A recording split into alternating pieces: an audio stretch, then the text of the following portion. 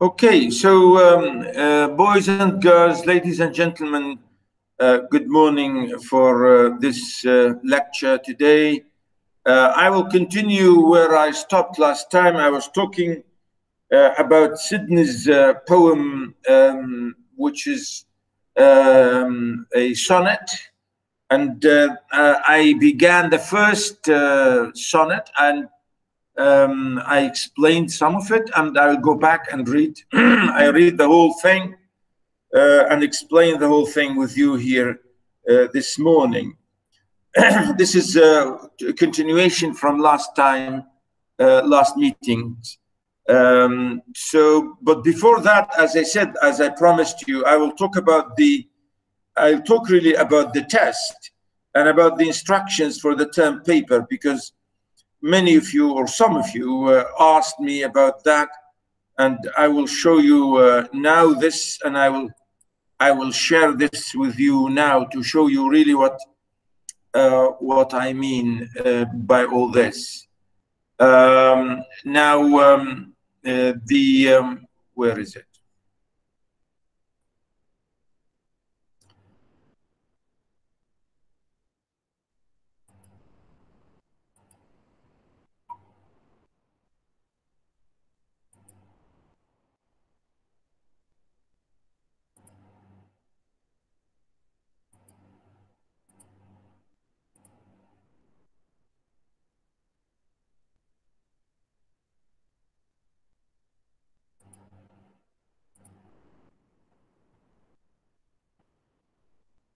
The first, I don't know what,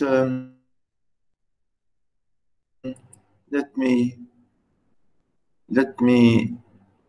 yeah.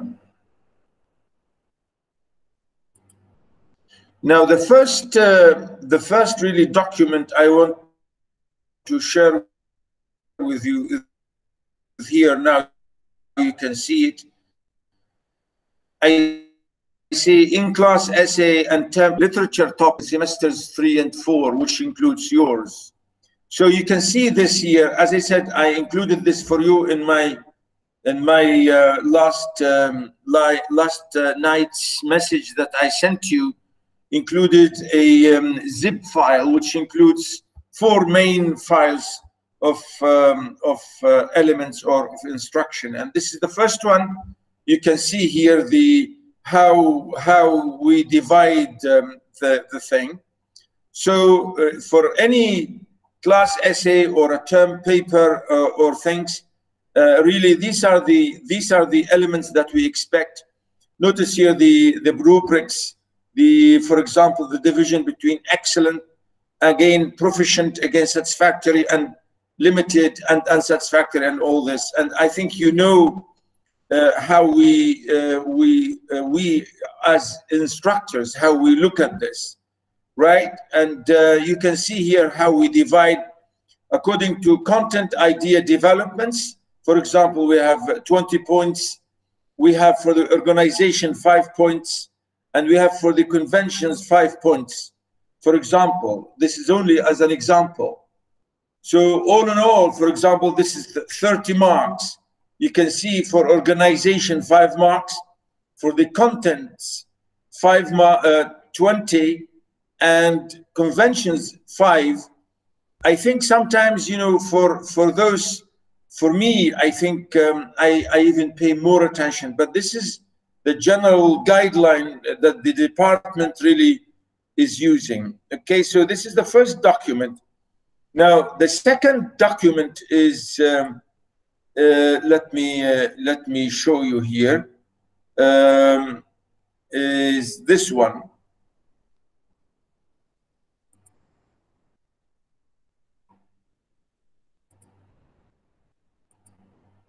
Yeah, here, this is for the passage. Notice here, prose passage analysis rubric, prose analysis or passage analysis. Can you see the screen, boys and girls? Yes, doctor. Yeah, and I think I sent you this last term. If you remember, I think if you were with me in literature 1, I sent you these instructions, I think similar ones last time, but here again I included those if you like, and you can see here again it's a brief summary how you should analyze a passage, whether it's a poem or in prose. In a way, here I say prose analysis, or how to analyze a passage, whether really it's prose or in poetry. So you have to explain it and analyze it. And you can see here, you can talk about how I say the elements required. Here, and I give the score 20 to 18 to 20 marks. This is how you should do. If your paper gets 16, 17, should be like this, and so on. So this is how you really should pay attention to this, because this is how we mark our paper. These are the criteria upon which we focus and pay attention. Okay? So look at this for your information and to be aware of that. Now, the next one is here, as you can see, the paper is the term paper instructions. Again, I give you that. Here you can see I say instructions for the term, for the writing of the term paper. You can see it again. I sent you all this last night in a zip file.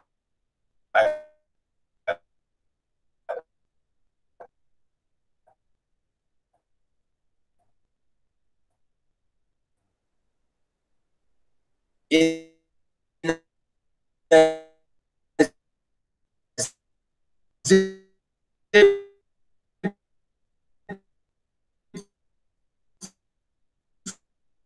file.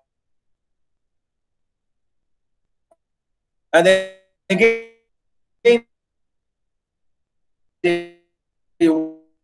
what do you think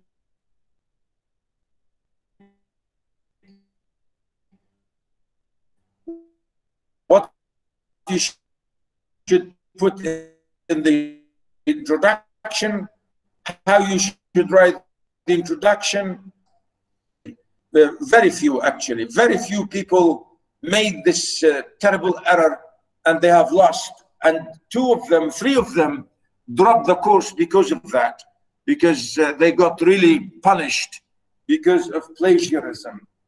Remember, because now you are at home and you're doing everything at home, and it's an open book exam, so we have to check whether you are copying from other sources or not.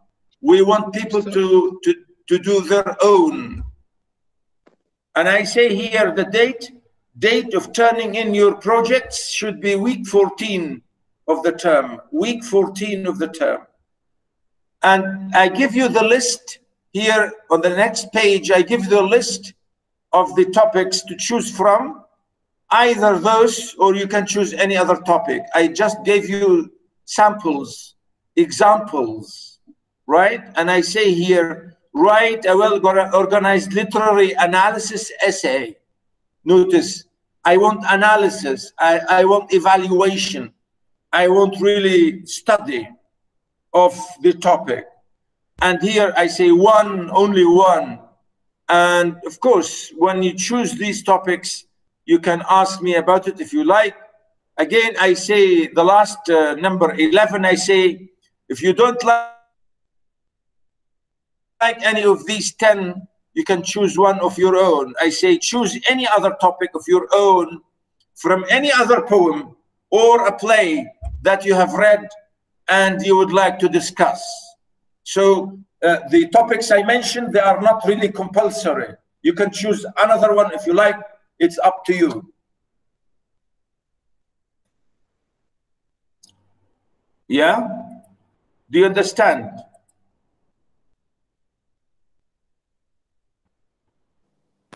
Yes, doctor. In the model, it is not there.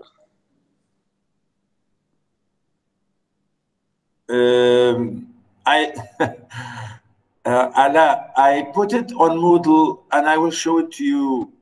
I put it in Moodle last night under one file. It's a zip file. You know, let me screenshot. Let me screenshot the thing and I will show you that. Just a second. I will screenshot the thing and I will show you. Okay.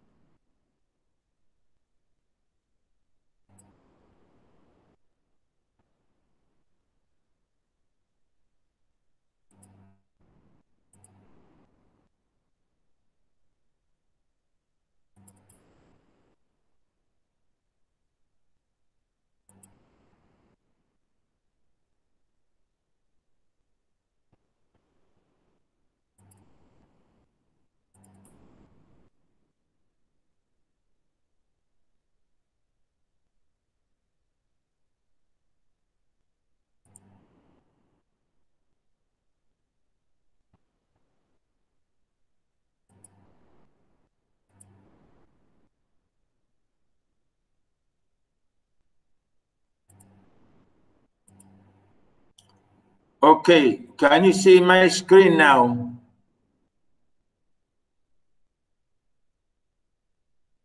Yes. Look at it. Can you see it? Yes. Look at it. Angle 2226 exam and 10 paper instructions. And then I gave you language descriptors. And this is, I put last night. This is, I just now I have made a screenshot of the screen. Can you see it? Yes, doctor. How come you did you open it like this or what? I opened Or I maybe, opened it, yes, but it's not like the one you showed.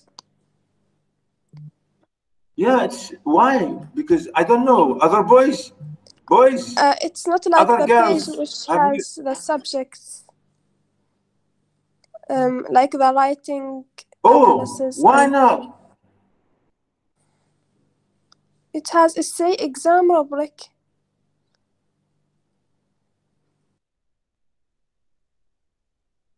Yeah, but when you open this, you find 4 other files. You see, this one here, because it's a zip file. Look at the color of it. When you open this, you click on it, it'll open, you have there 4 files. Okay, Okay? I will. When you click this one, when you click this one, you will have 4 files inside, and you will click each one separately, and then you will read what I showed you. Okay? Okay. This is how you should do it. Okay, thank you. Right. Any other question, boys? Okay. Boys and girls, any other question concerning those things? Mr. Yes. How is the questions be like in the next week exam?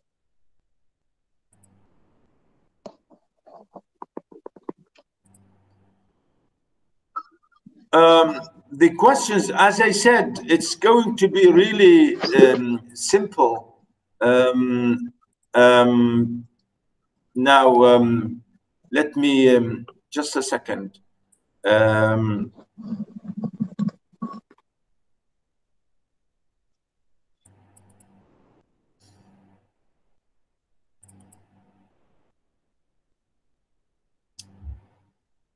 Now, for example, in the midterm exam, you know, generally this is what I do in midterm exams, or in the next exam, immediately the next exam that we have. Okay, the first question I say,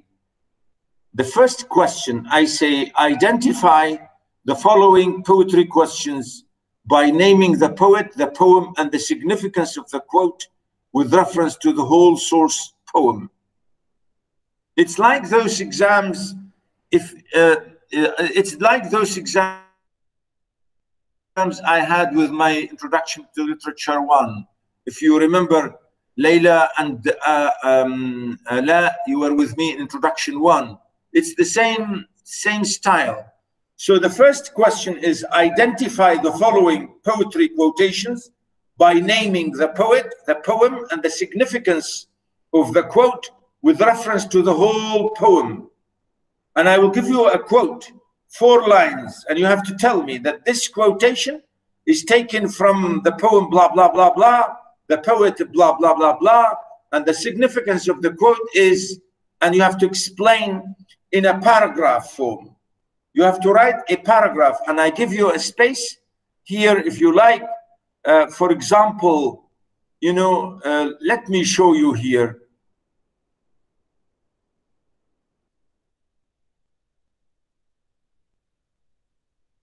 I think it's very clear in the exam.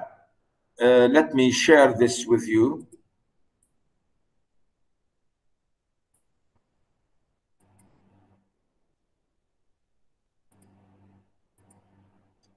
Right. Can you see my screen now? Yes. So this is an example of the midterm here. Notice here how I do it. This is the last term's exams. I'm showing you part of this, and I give you a space like this, which is about, you know, a paragraph space. Again, the same thing here, like a paragraph here, a paragraph, and then I give the second question because it's only, this is like a midterm. Again, you know, is in some cases depends on because here this exam may be 20 marks. Now this is how it's done. I give you quotations and then one poem to analyze and to paraphrase. I say paraphrase. Look at it here. I say, notice, paraphrase the following section of poetry with some analysis. Give 2 figures of speech, scan line 2, and name the meter. And what is the rhyme scheme? Right? So here I give an example of a poem. Sometimes, as I did previously, and I tell you now, some of these poems will not be seen. You have not seen them before.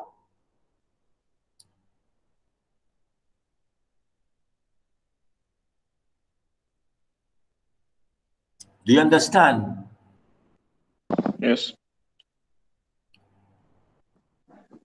Because I will give you the quotations from the poems we have studied.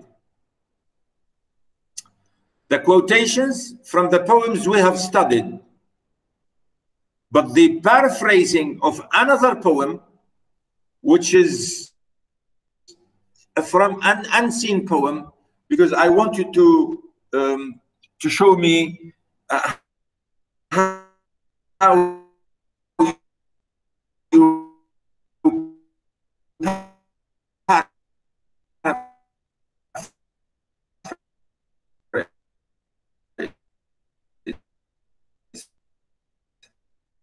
and when I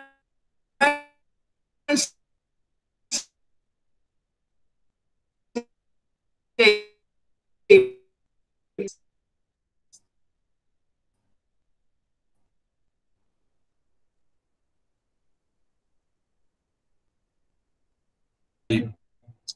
paraphrasing. Now, okay, any about those term paper and so on, and you know, any. Of course, you can ask me anytime later on. Whatever you feel you want to say, please do ask me anytime you like about anything you feel you need to know.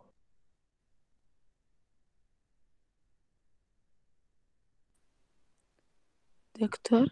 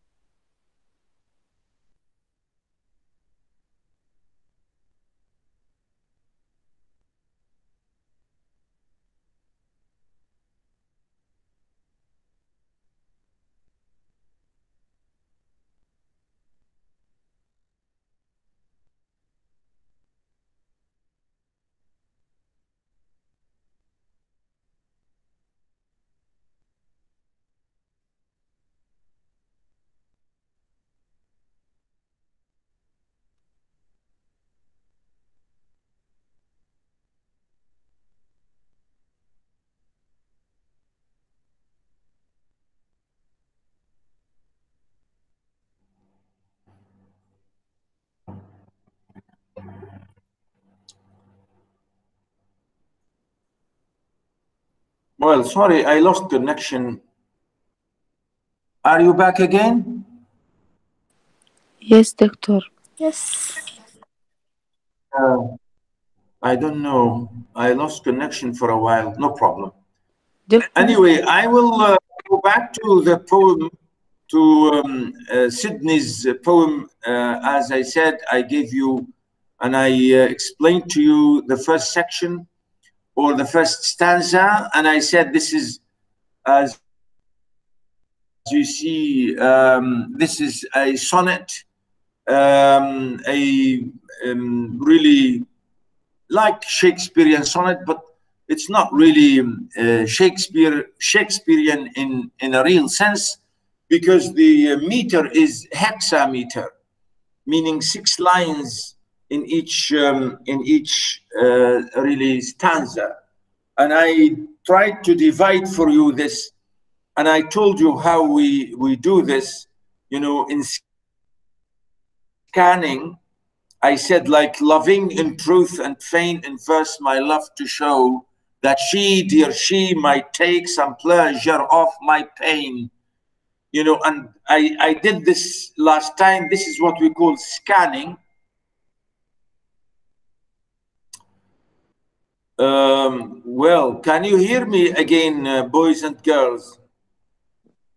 Yes, doctor. Because, yeah, good, because someone said no. I don't know. Anyway,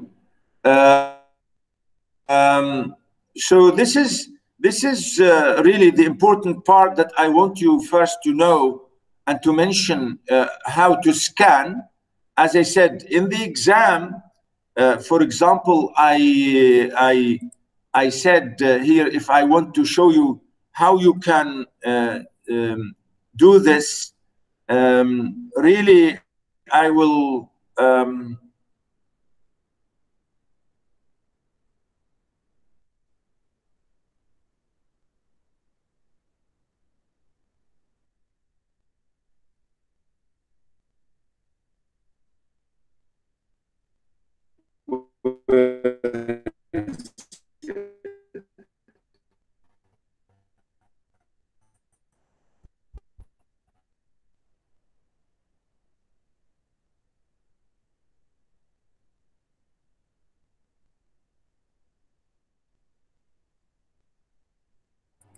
What's happening here?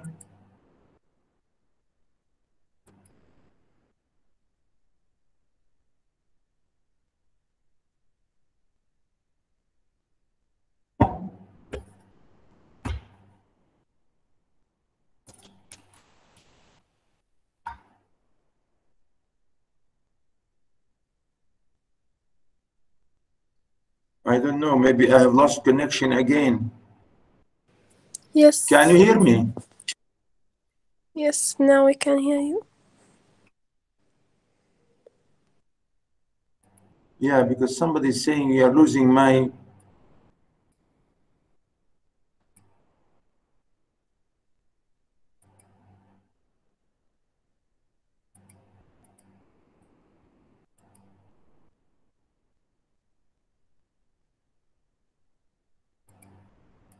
I don't know what's happening here.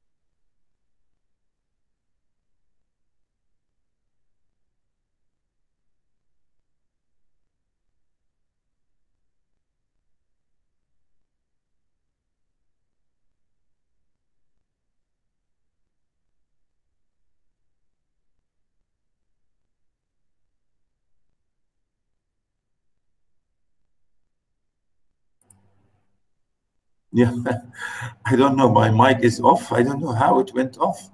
Anyway, let me go back to where I was. Now, I was saying really to scan, as I said, in real terms, how you scan and divide the lines. I wanted to show you. I don't know why this was not.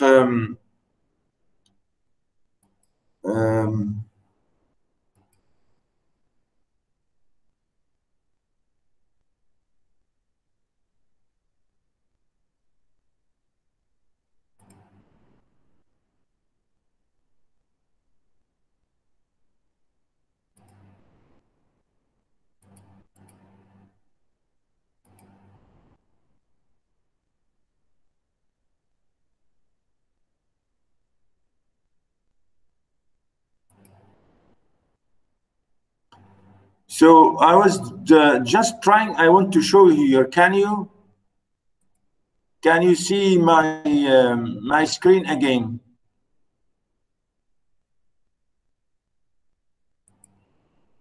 Can you see my screen? No, doctor. No, we can't. No?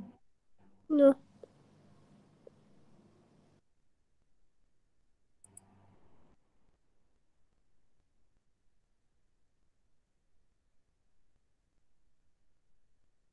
Oh my God, what's wrong?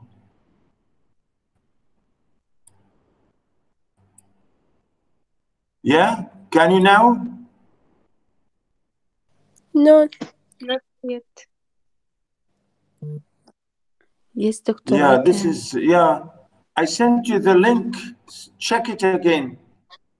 In the chat. Yeah, in the chat, is it?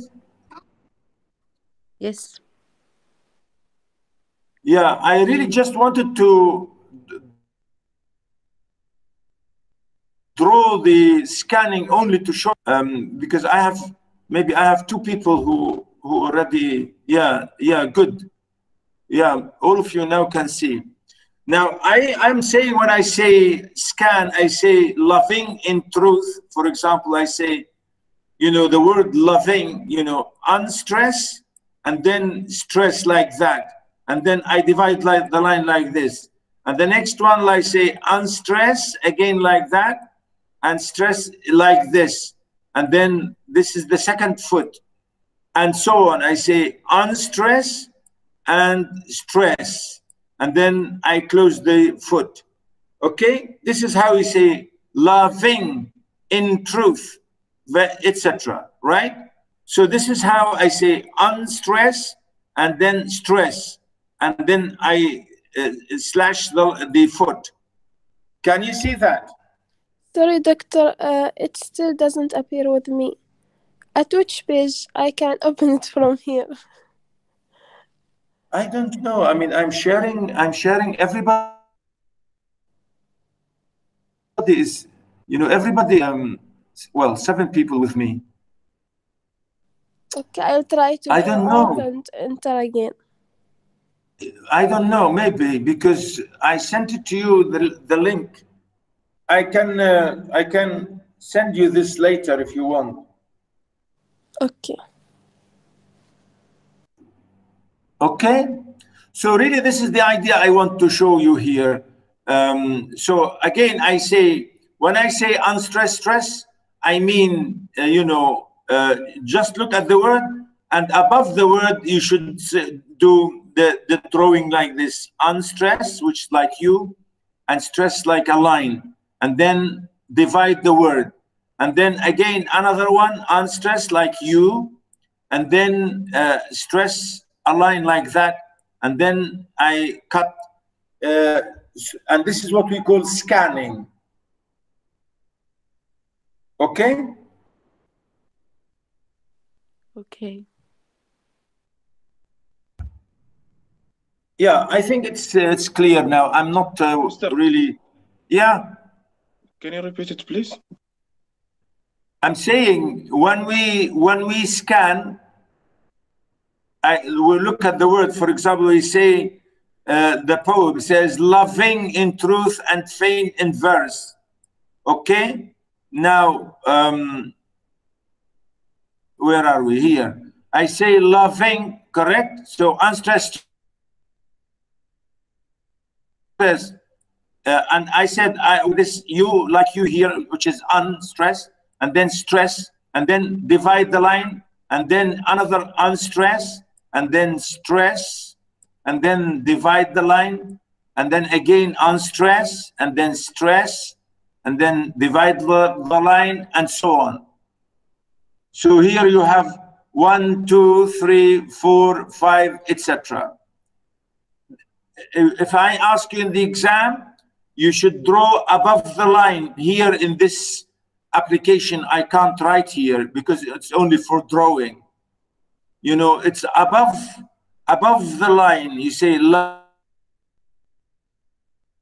loving in truth and blah, blah.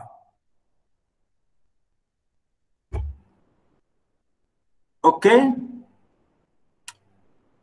That's what I mean. I just want to show you that a line will be, for example, here, unstress, stress again, and then unstress, stress, and then final. So this is 5. 1, 2, 3, 4, 5. So this is what we call 5. 5 means pentameter. 1, 2, 3, 4, 5. Unstress, stress, unstress, stress, unstress, stress, unstress, stress. Okay? And this is iambic pentameter. Okay? Got it? Yes, doctor. Yeah? Is it going to be only iambic, for example, iambic, not Turkic or anaplastic? Well, yes, namely, mainly, primarily, yes, because all the poems we do, most poems we do are in iambic. I told you most of the English poetry is done in iambic. So that's why it's going to be iambic like that all the time, mostly. Okay? Okay. Okay, good. So this is really the idea I want to tell you here about it. And the poem, as again, if I want to share it with you again for a little while, again, you know the poem, and we have yeah, again, you can see it. I shared it with you. Loving in truth and fain in verse, my love to show, that she, dear she, might take some pleasure of my pain. Pleasure might cause her read, reading might make her know. Knowledge might pity win, and pity grace obtain. Really, the poem here means, if I want to explain it to you today, and please check it with your booklet, because I fear if I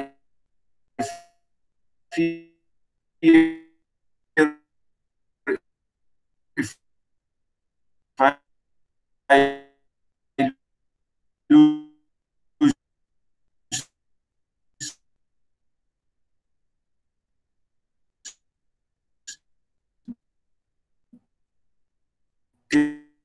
connection, the connection, and the desire that he have in verse, the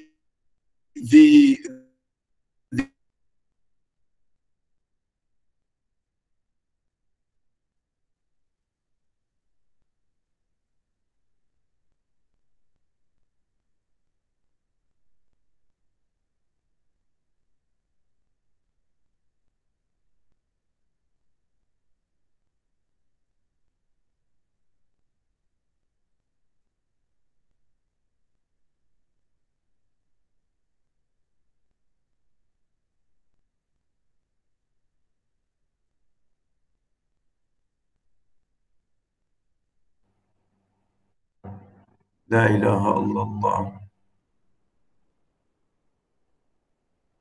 Yeah.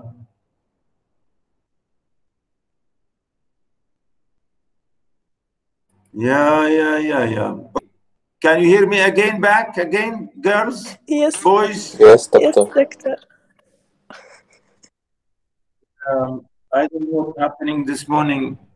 I'm losing connection all the time. So the poet really here, you can say the speaker is expressing his real feeling about the desire to show his love in poetry. And he said, the real feeling, the real desire that I want to show the real love, the real truth about love. And this is how he starts by saying, if I want to show you the real meaning of my real love in poetry. And he's saying that she, meaning the woman he loves, and he said that she, dear she, might some pleasure of my pain, meaning that woman, maybe she would enjoy and she would take pleasure, means she would enjoy seeing me in trouble, seeing me in pain, seeing me that I am suffering, saying that my woman is terrible, if you like, you know, in a way here, he said, he's saying maybe she would be happy to see me tortured in love and suffering in love. And, you know, he said, my pain, I have a lot of pain and a lot of suffering because of her. Pleasure might cause her read, reading might make her know, knowledge might pity win, and pity grace obtain. Maybe he's saying if she has a pleasure in my pain, she can, you know, then she will read my poem and she will read my poetry and she will know how much I suffer. And maybe he said, reading might make her know. By reading my poetry, she will know how much I love her. She will know how much I really am suffering and how much I love her. Knowledge, he said, knowledge might pity one. And if she knows this, if she really knows this, how much I love her, maybe she'll start pitying me and feeling sorry for me.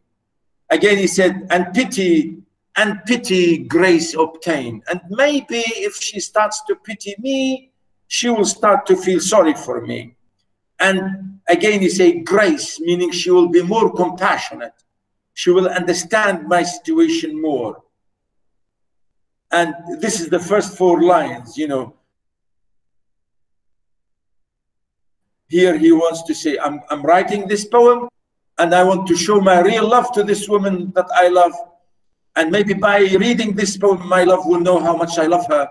Then she will understand my situation and she will pity me and she will know me, how much I love her. You know, this is what I mean by paraphrasing. This is paraphrasing and explaining. You have to write full sentences, nice sentences, well-structured sentences in prose. Okay? In the second section here, if you like, in the second few lines, I sought fit words to paint the blackest face of woe. Studying inventions fine, her wits to entertain, oft turning others' leaves to see if thence would flow some fresh and fruitful showers upon my sunburned brain. You know, he said, I want to write for her this poem. And he said, I was looking for the right words to use for my poem, to paint the blackest face of woe, because I'm very sad. I want to show how sad or how really miserable I am, and I want to show her in my poem, show her really how much I feel and how much miserable that I am. Blackest face of woe, meaning, you know, I want to paint the picture to see how much I'm sad for her. Notice, fit words means suitable words, to find the right words to express my feelings, to express my real sadness and misery. Studying inventions fine, her wits to entertain. I was studying all the ways in which poetry is written. I was trying to maneuver around and to study all the elements of poetry to see how I can express my poem, to maybe, you know, show her how much I love her. Again, her wits to entertain, to address, to face, to meet her intelligence and her wisdom. Often turning leaves, other leaves. Maybe I'm looking in other people's readings, in other people's poetry, in other people's books, in other people's poems, and to see how I can copy from those or learn from those to write my own. To see if thence would flow. If I can find from these poems something that I can learn from, that I can use myself in my poem to show her how much I love her. Some fresh and fruitful showers upon my sunburned brain. Sometimes I'm looking for ideas and fresh things to come into my mind. You know, again, sunburned brain means my hot brain. I'm working hard and hard and hard, and I'm feeling really tired, and I'm looking for the suitable thing to express to my woman. Some fresh and fruitful showers. You know, the word showers here really to use that ideas that shower into his mind. Of course, this is a metaphor here. And, you know, he goes on. But words bolting forth, wanting inventions stay. He said, the words that I'm looking for, the language that I'm looking for, the poetry that I'm looking for, the expressions that I need to show my love for her, sometimes they need really support. Inventions stay, you know, stay here means prop or supports or like, you know, evidence or really supports. Wanting inventions. Inventions, he means the techniques of poetry, the technicalities and the styles and the ways in which poetry is written. He said, sometimes but I need to find the right suitable technicality of writing poetry. Invention, nature child, fed up dame study blows. Again, he say, well, poetry is not like something you learn like any trade or any industry. Something has to come with you from your mother. poetry has to be intuitive, has to be intuitive. That's why he said child's nature or nature's child, means either you are intuitive, either you are a poet or not. You will never learn to be a poet. You know, that's what he means when he said stepdame, like stepmother, you know, like trying to assume or maybe that you can write poetry when you are not, because studying will not make you really a poet. It has to come from your own, if you like, intuition and nature. And he goes on, he said, and others' feet still seemed but strangers in my way. Thus great with child to speak and helpless in my throes. You know, again, others' feet, you know, saying maybe other people have done this before. Other people, poetry seemed to me, you know, all what I have seen, this very strange thing to me. And, you know, all these things are strangers to me and I can't learn anything from. They seem to be really, you know, wild thing that I can't learn from. And again, you say, great with child to speak and helpless in my throes. You know, sometimes it's, you think that when you want to learn something when you are a child, yes, because we say you have to learn, if you want to learn something, you have to learn it when you are a child. But you see, again, he's saying poetry is not that. It's sometimes it's really difficult to learn. Poetry comes with you from your birth. And really, this is what he's saying again, when he said, you know, the terrible, the agony and the pain, the throes again. Biting my truant pen, beating myself for spite. You know, I'm thinking and thinking and thinking and biting my pen and thinking and squeezing my mind for ideas. And that's what he said, beating myself, you know, in anger to show where is my power of writing. And my mind or my muse said, fool, fool. My muse said, my muse to me, look in thy heart and write. Ala, how do you translate this in Arabic?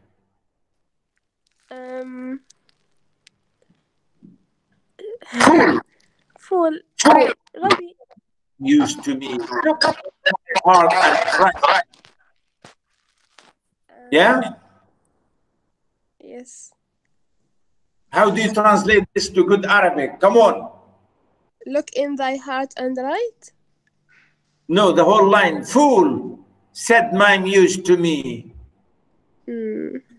I will explain to you the word muse. Muse really in English here, I say, in Greek mythology, look at the footnote. In Greek mythology, the muses are the goddesses of creative art and sciences, and they are 9 sisters and the daughters of Zeus and Mnemosyne. You know, this is in Greek mythology. We call this in Arabic Shaitan al-Shar or Rabibat al-Shar. Shaitan al-Shar or Rabibat al-Shar. Really, when you say muses, because we don't say Rabbatu, you know, because there's no Rabba. That's why we say Rabiba. Right? Or sometimes we say Shaitan al-Shar. I don't know. Do you have you ever heard of that in Arabic? No. But it's like instructing the writer or the poet to look in his heart and write, like to find exactly. the better words. Yes. Yeah, because really the idea, if you are a poet, you need a muse. Muse, really, in a real sense, we call it mulhimat al-shar. Mulhimat al-shar. Not al-qariha. No. You have to have someone to write for. If you know, in Arabic, sometimes we say يا ملهمتي أنت تلهميني etc. الشعر. So you need someone to inspire you. You know, this is inspiration. I say mulhima, really. And muses are like that. You need a muse. And that's why we say here in Greek mythology, they are called goddesses of creation. When he says, look in thy heart, الإلهام والإبداع. when he says, look in thy heart, does he mean that thy heart is يعني الملهمة? Yeah, of course. I wanted to, how do you say fool, said my muse? She said to him, يا أهبل, يا أهبل, يا أهبل باوع في قلبك واكتب. يا أهبل, isn't it? Yes. يا أبلة، يا غبي، يا غبي، طلع في قلبك واكتب. انظر في قلبك واكتب. أين قلبك؟ من الذي يقول هذا؟ My muse. من هي muse؟ ربيبة الشعر. Means if you really love her, you have to look at her and she will give you poetry. Do you understand? Yes. Boys, do you see what I mean? Yes, doctor. We're here. Really, this is the idea. We know sometimes later on we shall see this is really the idea. If you really if you want to be really a great writer, you must have someone to inspire you, to cause you a lot of inspiration.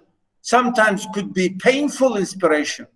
Sometimes you write because of somebody you have lost, somebody because you love, somebody who had died, somebody who is torturing you because they love you and so on. And this is really the idea for him. She's saying to him, يا أهبل طلع في قلبك، انظر في قلبك. لماذا تنظر في الكتب؟ انظر في قلبك. Isn't it?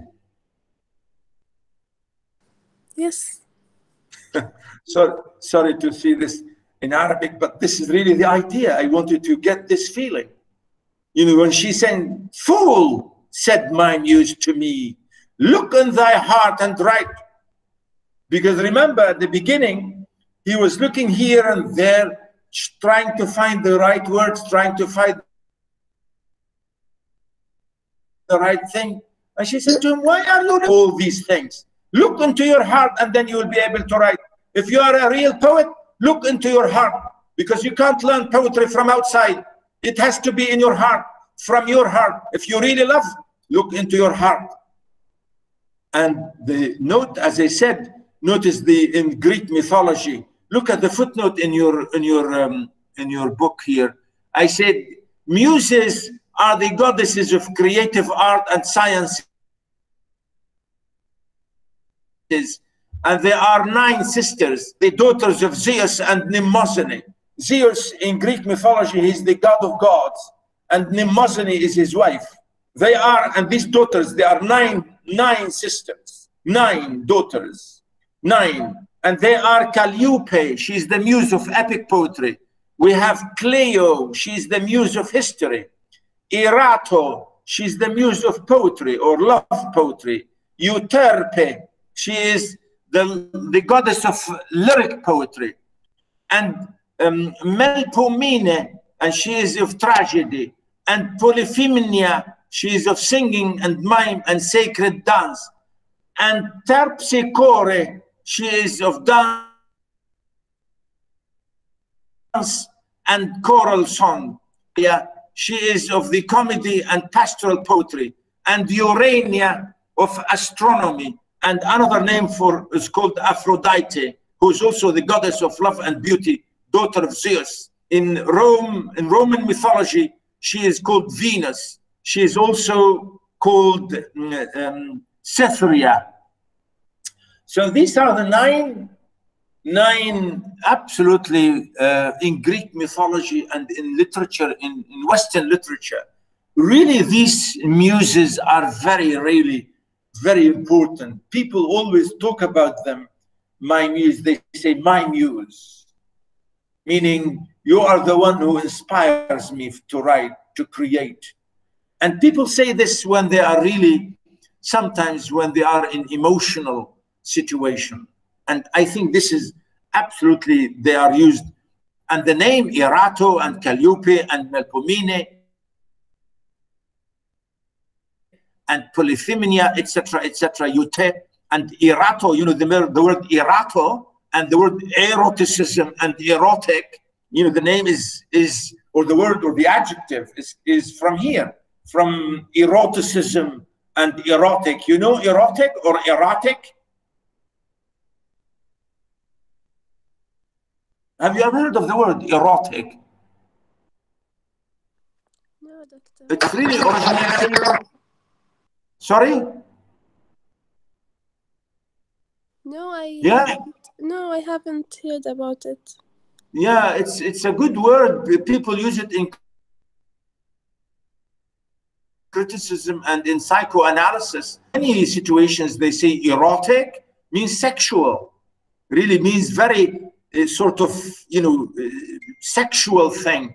And that's why we say eroticism and erotic, you know, and erotic really means just to do with sexuality, which is really sometimes could be crazy sort of thing.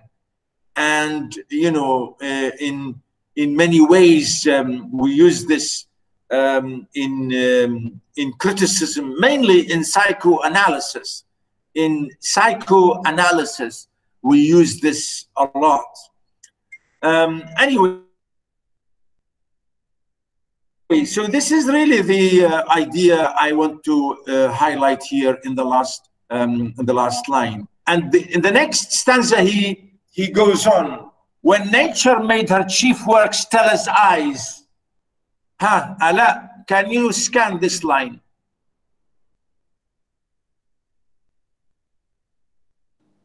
Maybe when the nature helped him to write. No. I'm saying scan means stress, unstress, stress, unstress. The whole thing. Can you divide? Can you scan it? To scan means to divide into feet, into, you know, feet. 1 foot, 1 foot, 1 foot, each 2 syllables. Yes. When nature made her.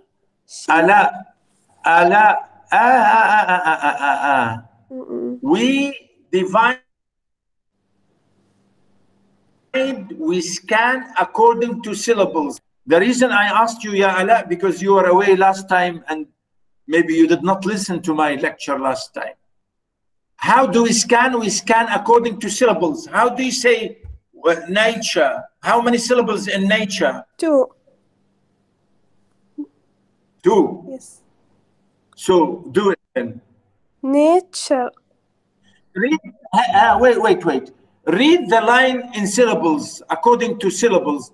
Try to read it in syllables. When? One or 2? 1. 1. Yes. Nature. 2. Nature. 2. Nature. Very good. Made. 1. 1. Her. 1. Chief. 1. Chief. 1. Yes. Work. 1. Stella. 2.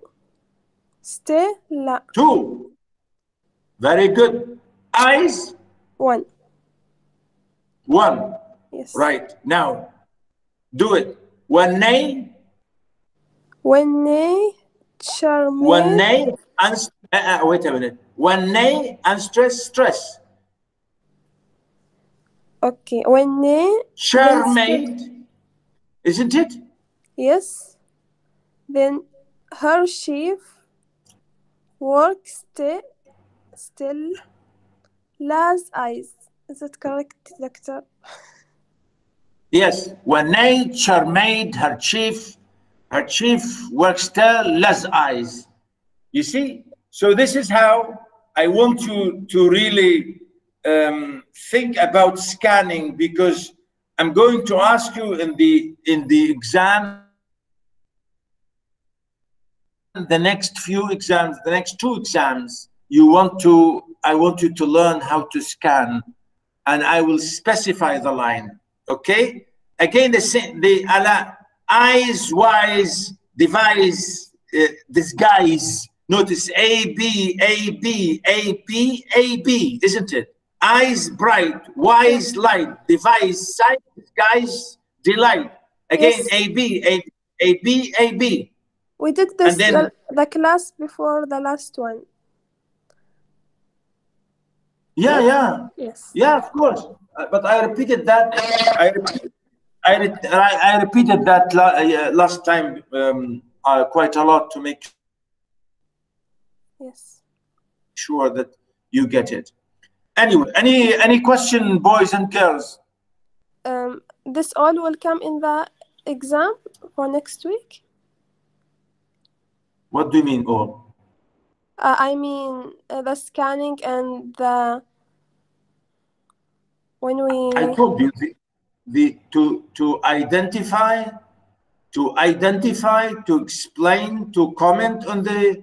I told you I will give you 4 sections of poetry, and you have to comment on those and to discuss.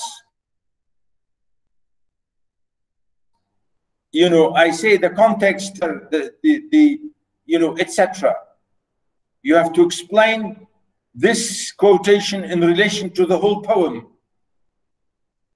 Read the instructions. Read the instructions. So now here in this section, and you can see stanza 7 here, because I really could not, you know, I only chose 3 examples for you here. When nature made her chief work Stella's eyes in color black, why wrapped she beamed so bright? You know, here he's describing her eyes. Her name is Stella. He said, when nature really created her, notice here, chief work. Chief work means nature, means when God really made her, how she was created. And he said, nature made her. And he started talking about her eyes. You know, when nature, he said, the way her eyes were created by nature or by God, these eyes were lovely. He said, in color black, the way they are, you know, in color black, why wrapped she beams so bright?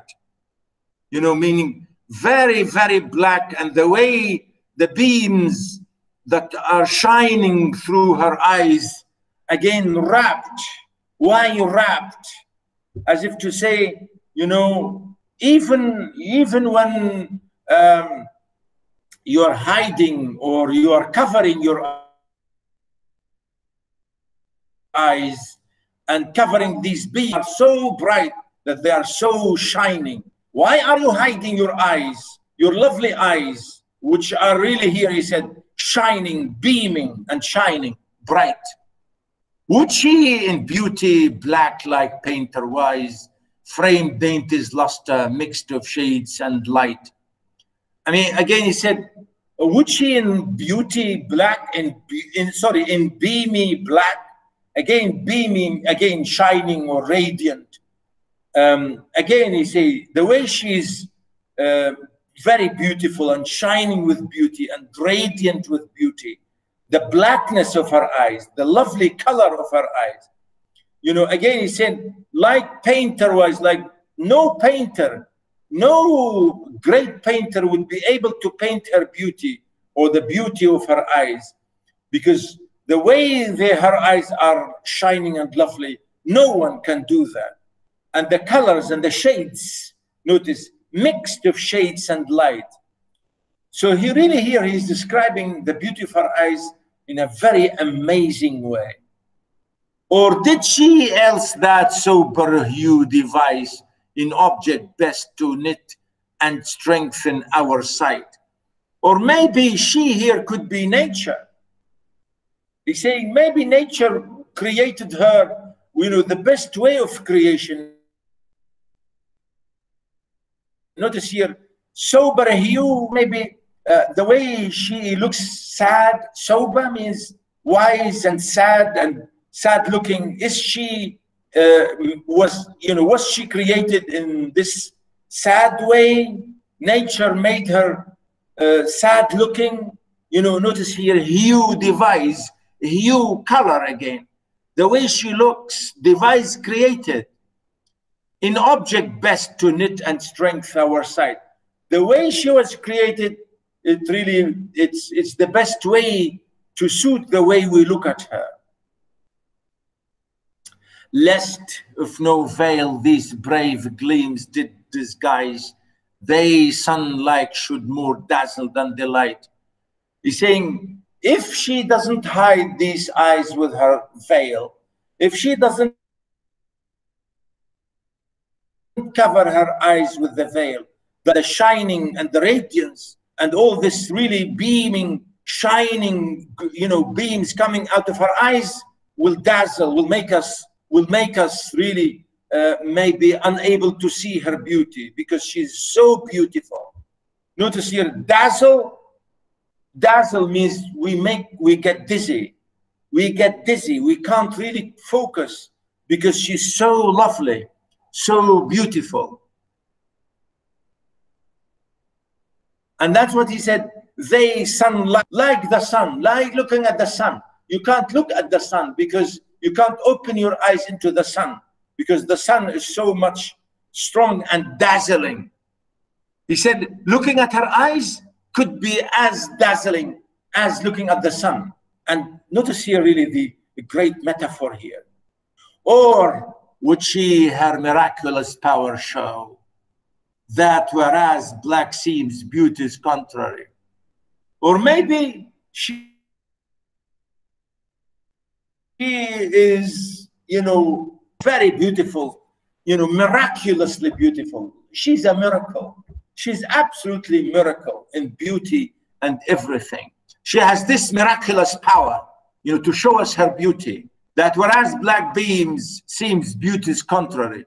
Sometimes we think blackness is opposite to beauty, but when you look at the blackness of her eyes, you say that the beauty or blackness is the best form of beauty, is the best thing in beauty. Because originally we think black, but when you look into her eyes and you see the blackness of her eyes, you say that beauty is embodied in blackness. Notice here really the absolute exaggeration. And that's what he said, beauty is contrary, because we think that blackness is the opposite of beauty, meaning it's not beautiful. But in her, because her eyes are so lovely and so dark and so black, so that's why we think of her blackness as the best beautiful thing. She, even if black, doth make all beauties. Again, he's saying that even all kinds of beauty really comes from her, flows from her, all sorts of beauties, all kinds of beauties, he's saying beauties, come from her. Both so and thus she minding love should be. Again, maybe, I hope because of all this beauty, I hope that she understands and she remembers that I love her. Love should be placed ever there, gave him this morning weed. Maybe to look at her, if she looks at me, and then I will, as if at me, she would put like a garb, like a funeral garb, because here mourning weed means like a garment, like a cloth or a piece of clothing, as if she's looking at me and giving me a piece of mourning, meaning sad, because I'm crying for her. Placed ever there, gave him this morning weed to honor all these deaths, who for her bleed. You know, why crying? Because he said, so many people are dying for her. Everybody is dying and crying blood for her. Notice he said bleed. Bleed means when you are wounded. And again he said to honor all. Many people died for her beauty. Well, I don't know. I think he's a liar, isn't it? Yes, he is. Well, I mean, this is the exaggeration of poetry. Now, look in the next stanza, stanza 37. My mouth doth water, and my breast doth swell. My tongue doth itch, my thoughts in labor be. Listen then, lordings, with good ear to me, for of my life I must a riddle tell. Towards Aurora's court a nymph doth dwell, rich in all beauties which man's eye can see. Beauties so far from reach of words that we abase her praise, saying she does excel. Rich in the treasure of deserved renown, rich in the richest of royal heart, rich in those gifts which give the eternal crown. Who, though most rich in these and every part, which make the patents of true worldly bliss, hath no misfortune, but that rich she is. My mouth doth water, and my breast doth swell. لقد سال لعابي ولقد انتفخ صدري. My mouth does water, you know, here means when you love something, you feel like looking at like a lemon, you know. When you want to eat lemon, your mouth will be full of water. My mouth... A chocolate cake. Sorry? A chocolate cake. Sorry? I mean a chocolate cake, like when you look at a chocolate cake. Oh, a chocolate cake. No, Yes. to me, a chocolate will not give me water. Well, maybe for you girls, I don't know. So really notice here the funny imagination. Boys, Ismail, Anas, where are you? Yes, we're here. What do you think? I think the two stanzas before weren't that well, like they were hard to understand, but this stanza is better, better written. No, they are all easy in a way. You know, he's again here is exaggerating. My mouth doth water means when I think of her, I feel I want like eating something, like eating. Meaning again, like really the urge, the feeling of wanting to eat something that you really love. And he said, my breast doth swell. And my heart, my breast, my chest is swollen. انتفخ قلبي, انتفخ صدري. As we say, نفختي لي قلبي, Allah ينفخ. Huh? What do you think? يا عمار.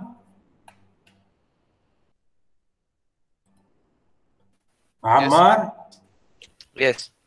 Would you say this to your love? نفختي لي قلبي يا شيخة. حل عني. لا ما أقول كذا. ما تقول كده. Yeah. Really, this is a poem. I think it's a lovely poem. And he said, my tongue doth itch. You know, itch. You want to scratch your tongue. I think this is very funny. I don't know. Do we say عم يحكني لساني بدي حك لساني? I think this is funny, isn't it? We use Means, it we use it يحك لنا شي Danish. For the hands we use it. يحك ايش؟ We use it. We What? use it in like in our society for the hands. Oh, Yes. إيدينك. إيدينك. أيوة. not لسانك. Not أيوة لسانك. أيوة إيدينك. Sorry, I must learn your Omani accent. Yeah, Yes. yeah. But here, not your tongue. No. It's very No, funny. we do use Sorry? it for the tongue. We do use it for the tongue when you want to say something real bad, but you can't. So you say like يحك لسانه يعني he wants to let it out. He wants to say something. Oh, But